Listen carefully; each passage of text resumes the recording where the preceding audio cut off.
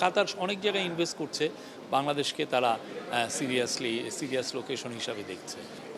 Important meeting হচ্ছে স্পেসএক্সের vice president লরিন dryer, তার সাথে ওনারা আমরা অলরেডি এটা নিয়ে একটা প্রেস রিলিজ দিয়েছি এবং আমাদের যেটা ওরা খুবই স্যাটিসফাইড যেভাবে আমরা তাদেরকে টেকনিক্যাল সাপোর্ট দিয়েছি এবং আশা করা হচ্ছে যে টেকনিক্যাল স্টার্টটাও মে মাসে হবে এবং বাই জুন বা আর্লি আমাদের যে টাইমটা আমরা ফিক্স করে দিয়েছেন চিফ অ্যাডভাইজার যে 90 দিনের মধ্যে লঞ্চিং, আমরা আশা করছি 90 দিন 85 দিনের মধ্যেই, এবং তারাও হ্যাপি কারণ তারা যেই ধরনের অন্যান্য দেশে যেই ধরনের ওনারা ব্যুরোক্রেটিক ট্যাঙ্গেল পান ওরা এটা সেখানে করেন। তাদের কিছু ইস্যু ছিল, আজকে তো চিফ অ্যাডভাইজার ছিলেন, তাদের সাথে মিটিংয়ে সিনিয়র অফিসিয়াল ছিলেন, ডক্টর খলিলুর রহমান ছিলেন, আমাদের ফরেন অ্যাডভাইজার তৌহিদ হোসেন ছিলেন এবং আমাদের এনার্জি অ্যাডভাইজার ফজল কবির খান ছিলেন, সবাই মিলে, এবং বিডার চেয়ারম্যান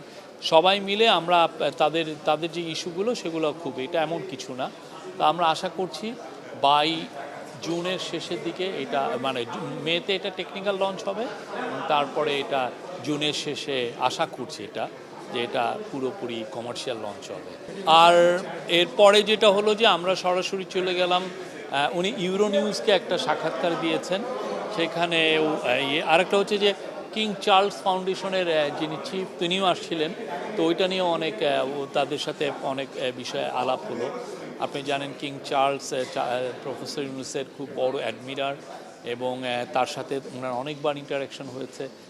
তো কিংস চার্লসের সাথে ওই ফাউন্ডেশনের চিফ এসেছিলেন, তার সাথেও কথা হয়েছে।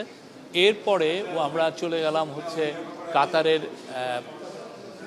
ডেপুটি প্রাইম মিনিস্টার, উনি আবার কাতারের ডিফেন্স মিনিস্টার এবং অন্যান্য অনেক মিনিস্ট্রি উনি হোল্ড করেন। তো ওনার সাথে মিটিংটা খুবই ইম্পর্টেন্ট এই জন্য আমরা তাদেরকে কিন্তু অনেক আগে একটা রিকোয়েস্ট করেছিলাম, সেটা হচ্ছে যে বাংলাদেশের থেকে কাতার যাতে কাতার মিলিটারিতে বাংলাদেশের থেকে যাতে ট্রুপস নেয়। তো অলরেডি আমরা তো অ্যাকসেপ্টেন্স পেয়েছি, আমরা প্রেস রিলিজ দিয়েছি যে তারা প্রায় 800 জনের মতো ট্রুপস নিবে। আমাদের চিফ অ্যাডভাইজার ওই মিটিংয়ে তাকে বললেন যে তারা যাতে আরও বেশি নেয় সামনে, এবং ওনার তরফ থেকে এক ধরনের আমি বলবো যে উনি বলেছেন যে উনি দেখবেন এটা এবং এটা সিরিয়াসলি দেখবেন। আর একটা হচ্ছে যে কাতার তো অনেক ধরনের ইনভেস্টমেন্ট করে পুরো বিশ্বেই অনেক বিষয়ে, তো ওনাকে আমাদের চিফ অ্যাডভাইজার আহ্বান করলেন যে তারা যেন বাংলাদেশে তারা অনেক ডিফেন্স ইন্ডাস্ট্রিতে ইনভেস্ট করছে, বাংলাদেশে যাতে তারা ইনভেস্ট করে বাংলাদেশে, এবং সেই জন্য আমরা বাংলাদেশ কাতারকে ডেডিকেটেড একটা ইকোনমিক জোন আমরা তাদের জন্য তৈরি করে দেবো কাতারের ডিফেন্স ইন্ডাস্ট্রির জন্য। কাতার খুবই সিরিয়াস এই বিষয়ে, তারা আসলে এটা নিয়ে কাজ করছে এবং উনি এটা জানালেন। তো কাতারের সাথে যে আমাদের যে সম্পর্কটা আজকে আমরা বলতে পারি যে এটা যে আরও এগিয়ে যাচ্ছে, তার এটা একটা সাইন। আমি বলবো যে এটা ওনারা খুবই ইন্টারেস্টেড বাংলাদেশে, এবং কাতার অনেক জায়গায় ইনভেস্ট করছে, বাংলাদেশকে তারা সিরিয়াস লোকেশন হিসাবে দেখছে। আরেকটা হচ্ছে এরপরে আমাদের কাতারের কমার্স মিনিস্টারের সাথে কথা হয়েছে, সেখানেও এটা একটা কাতারের কমার্স মিনিস্টার এসে ওনার করার পরে যেটা হয়েছে যে ওনার সাথে বাংলাদেশ আর কাতারের মধ্যে কিভাবে সম্পর্ক, ট্রেড অ্যান্ড ইনভেস্টমেন্ট কোঅপারেশনটা কিভাবে বাড়ানো যায় সেই বিষয়গুলো আলাপ হয়েছে। এবং আশা করছি কাতার আপনি জানেন তো ওয়ার্ল্ডের one of the richest countries. Qatar পৃথিবীর প্রচুর দেশে ইনভেস্ট করে এবং পৃথিবীর বড় বড় অনেক কোম্পানিতে তাদের ইনভেস্টমেন্ট আছে। আমরা চাচ্ছি কাতারের যারা ইনভেস্টর, যারা টপ ইনভেস্টর, তারা যেন বাংলাদেশে আসে। তো ইনভেস্টররা তো শুধু বললেই তো আর আসে না, সেই জন্য অনেক ক্ষেত্রে হয় কি যে গভর্নমেন্টের এনকারেজমেন্ট লাগে, কাতারি গভর্নমেন্ট বা আমরা চায়নায় যে চাইনিজ গভর্নমেন্টের আমরা এনকারেজমেন্ট চেয়েছি যাতে চাইনিজ ইনভেস্টররা বাংলাদেশে আসে। তো প্রফেসর ইউনুস আজকে ওই কথাই বলেছেন যাতে কাতারি ইনভেস্টররা কাতারের সাথে তারা যেন বাংলাদেশে ইনভেস্ট করে এবং কাতারের সাথে আমাদের জন্য ট্রেড অ্যান্ড অন্যান্য কোঅপারেশনগুলো যেন বৃদ্ধি পায়। আরেকটা বিষয় হচ্ছে যে আমরা জানি যে পোপের অন্ত্যেষ্টিক্রিয়া আর কালকে একটা জিনিস আমি মিস করে গেছি, সেটা হচ্ছে কাতার চ্যারিটি। আপনি জানেন যে বাংলাদেশে অনেক বছর ধরে কাতার চ্যারিটি বাংলাদেশে কাজ করছে। তাদের একটা বড় ফান্ডিংটা হচ্ছে ওরা অরফান স্পন্সরশিপ করে বিভিন্ন মাদ্রাসায় বা বিভিন্ন ইয়েতে, এবং ওরা রোহিঙ্গা ক্যাম্পে ওই যে এলপিজি সিলিন্ডার সাপোর্ট দেয়। তো এটা নিয়ে কালকে প্রফেসর ইউনুসের সাথে কাতার চ্যারিটির যিনি অ্যাক্টিং চিফ তার সাথে একটা ভালো বৈঠক হয়েছে, এবং প্রফেসর ইউনুস এখানে তাদেরকে বলেছেন তিনটা জায়গায় খুব স্পেসিফিক বলেছেন। এক হচ্ছে তারা যেন বাংলাদেশের মাদ্রাসাগুলোই যেন টেক এডুকেশনে সাপোর্ট করে। আমরা দেখছি যে মাদ্রাসার স্টুডেন্টের মধ্যে টেকনোলজি জানার যে ইগারনেস, এটা খুবই অনেক বেশি। তারা অনেক টেক এবং অ্যাডাপ্টও করছে। অনেকেই আপনি দেখবেন যে তারা টেকনোলজিতে এগিয়ে আসছেন। তো তাদের এখানে take education, AI education, soft computer programming এবং অন্যান্য টেক স্কিল যেগুলো আছে নতুন সেগুলো যাতে ইম্পার্ট করা যায় মাদ্রাসাগুলোতে, সেটা হচ্ছে। এবং আবার মেয়েদের এডুকেশনেও তাদেরকে ইনভেস্ট করার কথা বলছেন। আর একটা বলেছেন যে বাংলাদেশে তো তারা অনেক ধরনের করে।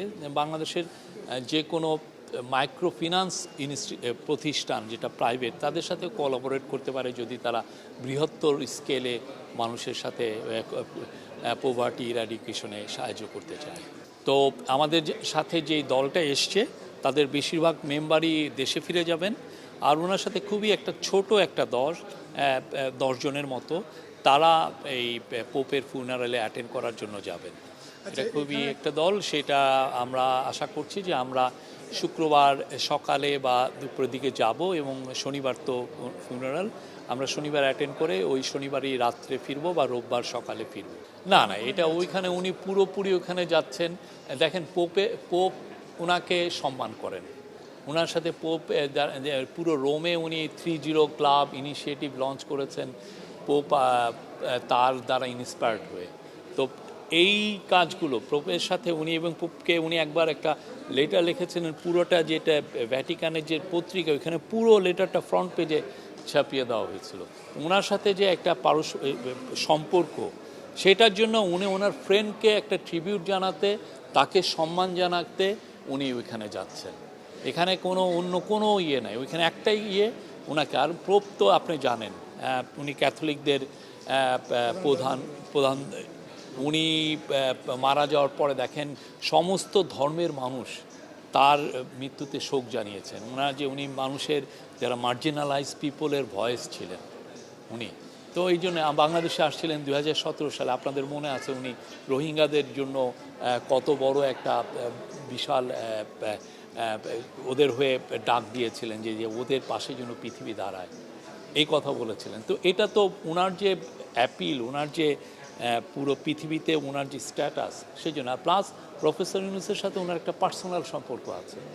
তো সেই জন্য উনি যাচ্ছেন ওনার to pay his last tribute. যে ইকোনমিক জোনের যে অফারটা দেওয়া হয়েছে, এটার মূল উদ্দেশ্য হলো যে কাতারি যারা বিজনেসম্যান, সেটা কাতারের ডিফেন্স ইকুইপমেন্টেরই ফ্যাক্টরি হতে পারে, অন্যান্য যে কোনো ফ্যাক্টরি হতে পারে, তারা যেন ওই ফ্যাক্টরিগুলো বাংলাদেশে সেট আপ করে। তো আমাদের চিফ অ্যাডভাইজার বললেন যে তুমি তো এইখানে তোমার বাংলাদেশের থেকে শ্রমিক নেওয়ার চেয়ে তুমি তো বাংলাদেশেই তোমার ফ্যাক্টরিগুলো আনতে পারো, এনে বাংলাদেশেই ফ্যাক্টরিগুলো সেট আপ করতে পারো, সেখানে তুমি ইজি অ্যাক্সেস পাবা, বাংলাদেশি অনেক শ্রমিক আছে। তো এটা আমরা খুবই ওনাদেরকে এটা বলা হয়েছে, এবং আমরা আশা করছি যে এটার আমরা একটা পজিটিভ রেসপন্স পাবো।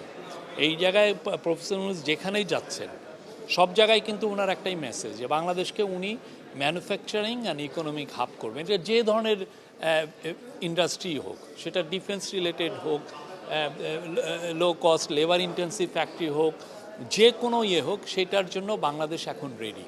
এবং সেই জন্য পোর্টের সংস্কার করা হচ্ছে, পোর্টকে আরও এফিশিয়েন্ট করা হচ্ছে। সেই জন্য আমাদের ইনভেস্টমেন্ট যাতে তাড়াতাড়ি আসে, সেই জন্য যে বাধাগুলো আছে সেগুলো দূর করা হচ্ছে প্রত্যেকটা। আর কাতারের জন্য যেটা বলা হয়েছে, কাতার অনেক রিচ একটা দেশ, ওয়ার্ল্ডের ওদের যে গ্যাস রিজার্ভ আছে সেটা আগামী 200 বছর চলবে। তো কাতারকে বলা হয়েছে যে ওরা যে কোনো ধরনের ইনভেস্টমেন্ট করতে পারে, এবং কাতারের জন্য একটা ডেডিকেটেড ইকোনমিক জোন। ওইখানে তারা যে ডিফেন্সের যে ইকুইপমেন্টের যে ইন্ডাস্ট্রি করতে চাচ্ছে ওইটা ওইখানে ওরা সেট আপ করতে পারবে।